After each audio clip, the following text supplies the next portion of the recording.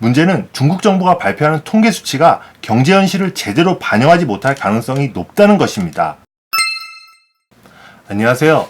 오늘은 중국 경제에 대해 이야기해 보도록 하겠습니다. 현재 중국에서는 경기 부진과 물가 하락이 동시에 나타나는 디플레이션 우려가 커지고 있습니다.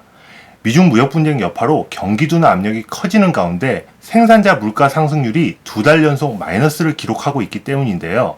참고로 생산자 물가 지수는 중간재 가격이나 제품 출고가를 반영하는 물가 지수로 제조업의 활력과 관련된 선행 지표 중 하나입니다.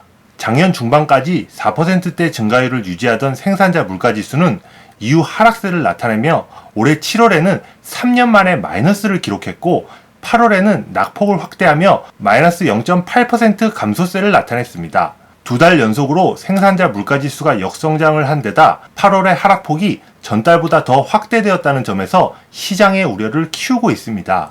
이처럼 중국의 디플레이션이 심화하는 것은 무엇보다 경기 하강 압력이 커지고 있기 때문입니다.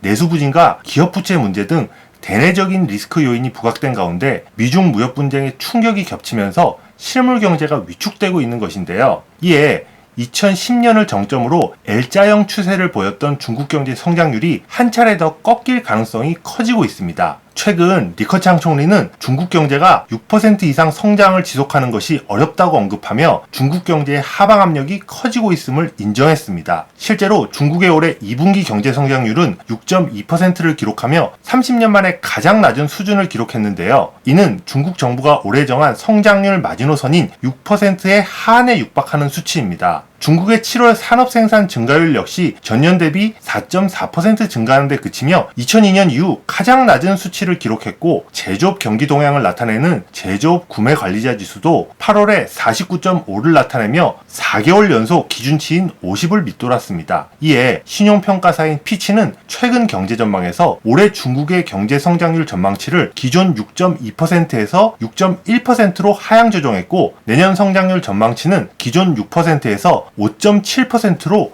크게 낮췄습니다. 그래도 6% 수준의 성장이면 괜찮은 것 아니냐고 하실 수 있겠지만 문제는 중국 정부가 발표하는 통계 수치가 경제 현실을 제대로 반영하지 못할 가능성이 높다는 것입니다. 실제 많은 서방 경제학자들은 중국의 통계 수치가 조작되었을 가능성을 의심하고 있는데요. 이들은 기업 순이익, 세수, 철도 운임 등 정부가 손대기 어려운 경제 지표를 바탕으로 도출된 중국의 실제 경제 성장률은 공식 통계보다 최대 3%포인트 낮은 것으로 추정하고 있습니다. 사실 중국 내에서도 지방정부 단위의 통계 조작이 상당수 적발된 바 있습니다. 중국의 실업률 통계를 보면 글로벌 금융위기 이후 경제 성장률이 하락하고 있음에도 거의 미동도 하지 않고 4% 초반대를 유지했고 미중 무역 분쟁이 본격화한 2017년 이후에는 오히려 실업률이 떨어졌습니다. 중국의 실업률 통계가 경제 현실과 크게 괴리되어 있음을 단적으로 보여주는 것입니다. 이를 지역별로 살펴보면 상황은 더욱 명확해집니다. 미중 무역 분쟁 여파로 수출 제조업체들이 경영난을 겪으면서 이들 업체들이 몰려있는 중국 동남부 지역이 큰 타격을 입었는데요. 지역 내 총생산 대비 수출 비중이 높은 광동성,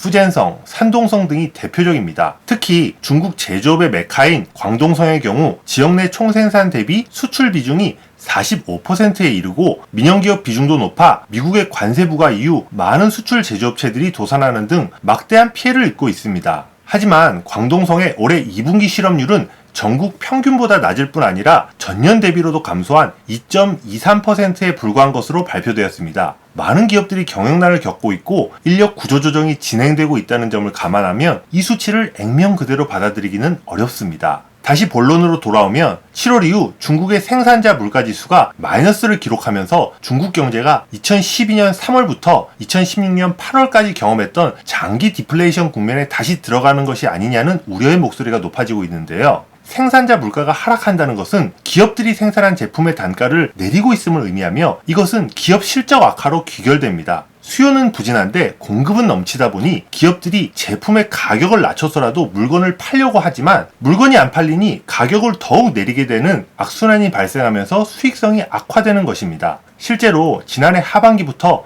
생산자 물가가 하락세로 접어들면서 중국 공업기업의 순이익 증가율도 크게 낮아지고 있습니다. 중국의 경우 기업 부채 부담이 GDP의 160%에 이르는 상황에서 수익성이 악화되면 기업의 채무 상환 능력이 떨어질 수밖에 없습니다. 더욱이 생산자 물가가 하락하면 기업들 입장에서는 명목 이자율에서 물가 상승률을 뺀 실질 이자율이 늘어나 빚을 갚지 못하고 쓰러지는 기업이 늘어날 가능성이 높습니다. 최근 부동산 개발업체 등 부채 비중이 높은 업종을 중심으로 파산이 늘어나고 있는 것도 이와 밀접히 연관되어 있습니다. 이처럼 경기 둔화 및 디플레이션 우려가 고조되면서 중국 정부는 각종 부양책을 동원하고 있습니다. 지방정부 특수제 발행을 통한 2조 1,500억 위안 규모의 인프라 투자와 2조 위안 상당의 감세 혜택 등 연초 내놓은 경기 부양책이 기대만큼 효과를 거두지 못하자 중국 정책당국은 이달 들어 지준율을 0.5%포인트 낮춰 9천억 위안 규모의 유동성을 푸는 한편 금리 인하까지 추가로 단행할 태세입니다. 사실 지난 몇 년간 시진핑 정부는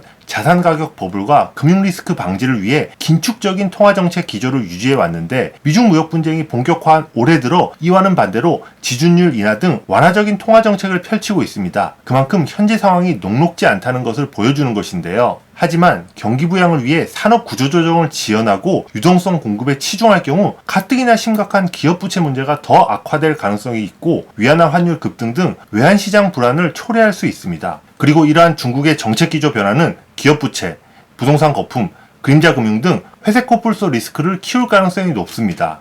이렇게 본다면 미중 무역 분쟁이 중국 경제에 가한 가장 큰 타격은 단순히 관세 인상과 그에 따른 경기 둔화가 아니라 시진핑 정부가 추진해온 디레버리징과 구조조정 등의 핵심 개혁 과제가 지연되면서 중국 경제의 구조적 문제를 더욱 악화시키고 있다는 점이라고 할 수 있습니다.